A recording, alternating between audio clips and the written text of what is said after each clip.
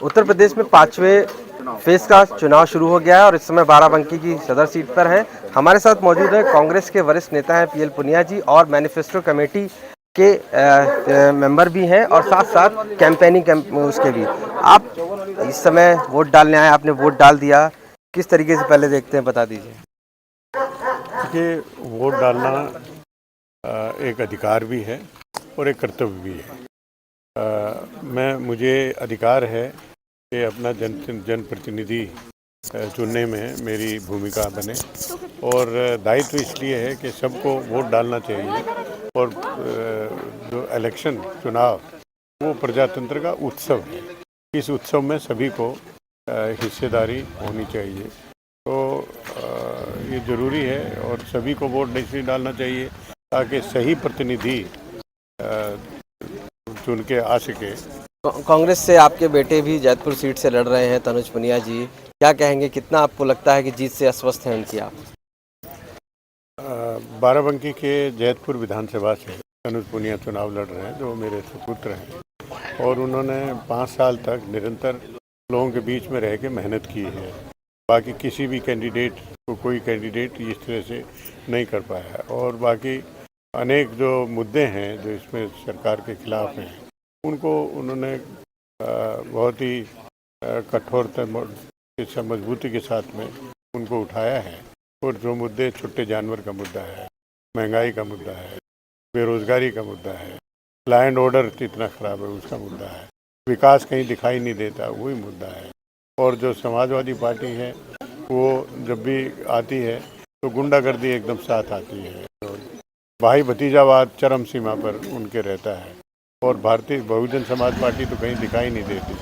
तो कांग्रेस पार्टी मजबूती के साथ आपको क्योंकि अगर हम रामपुर खास की बात करें, प्रतापगढ़ से आराधना मिश्रा मोना भी वहाँ से लड़ रही हैं कांग्रेस में। यहाँ से आपको लगता है कि अमेठी का किला जो है बचाने के लिए राहुल गांधी भी उतर आए हैं, प्रियंका गांधी भी आ गई हैं, वहाँ पर भी सीटें जीतना बहुत टफ है। तो ऐसे में बाराबंकी हो, प्रतापगढ़ हो, अमेठी हो, कैसे कांग्रेस अपनी सीटों को बचा पाएगी?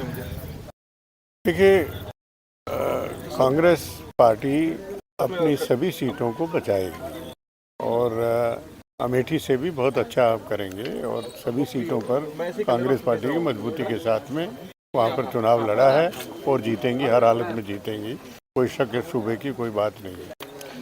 आतंकवाद का मुद्दा भी इस बार हावी रहा और कहा जाने लगा कि समाजवादी पार्टी के ऊपर आरोप भी लगाया है कि वो कहीं ना कहीं सपोर्ट करते हैं। ऐसे में आपका क्या मानना है इस मुद्दे जो हैं? देखिए, मुद्दे, आतंकवाद का मुद्दा एक कोर्ट जजमेंट आया उस सिलसिले में ज़रूर मेंशन हुआ, लेकिन जो मुख्यतः बेरोज़गारी है, महंगाई है, लॉ एंड ऑर्डर है, किसान जो छोटे जानवर का मुद्दा है, ये मुद्दे विशेष रूप से हावी रहे, बाकी नहीं। कांग्रेस में जो लोग छोड़कर चले गए हैं, आपको लगता है कि कहीं ना कहीं अब कांग्रेस को मजबूत संगठन की ज़रूरत है, क्योंकि इस समय चाहे आपके बहुत से ऐसे वरिष्ठ लीडर हैं जो छोड़ के गए हैं उससे कोई फर्क नहीं पड़ता है, वो छोड़ के गए हैं व्यक्तिगत रूप से जाते हैं, लेकिन जो कांग्रेस पार्टी का जनाधार है वो वस्तुतः बना रहता है कांग्रेस पार्टी के साथ में। तो इसलिए कोई चिंता की बात नहीं है, विशेष चिंता की बात नहीं। आखिरी सवाल है कि बीजेपी कहती है कांग्रेस का कोई अस्तित्व नहीं रह गया अब उत्तर प्रदेश में। देखिए, कांग्रेस पार्टी को निशाना साधती है भारतीय जनता पार्टी और कहती है कि कांग्रेस पार्टी महत्वहीन हो गई। अगर महत्वहीन होगी तो क्यों चर्चा करते हैं? वास्तविकता ये है, अगर भारतीय जनता पार्टी को या अन्य दलों को डर है जो बार बार मंच से कांग्रेस का नाम उठाते हैं, तो डर है तो सिर्फ कांग्रेस पार्टी से है। तो इसलिए उनको कहने दीजिए, उससे क्या पोस्ट अलायंस संभावित है? होगा। पोस्ट अलायंस होगा, वो तो इलेक्शन के नजर आने के बाद सब कुछ तय संभावनाएं हैं, सब किया जाता है और उसकी संभावना होगी, करेंगे। थैंक यू, बात करेंगे। पीएल पुनिया जी है, साफ तौर से मानना है उनका कि उनके बेटे यहाँ से चुनाव लड़ रहे हैं और कांग्रेस का अपना एक अस्तित्व है और ऐसे में वह कहीं ना कहीं चाहे उत्तर प्रदेश में जहाँ भी कांग्रेस लड़ रही बड़ी मजबूती से लड़ रही है और इसकी वजह से वो अपनी सीटों पर कब्जा करके कहीं ना कहीं सरकार बनाने की ओर भी अग्रसर है।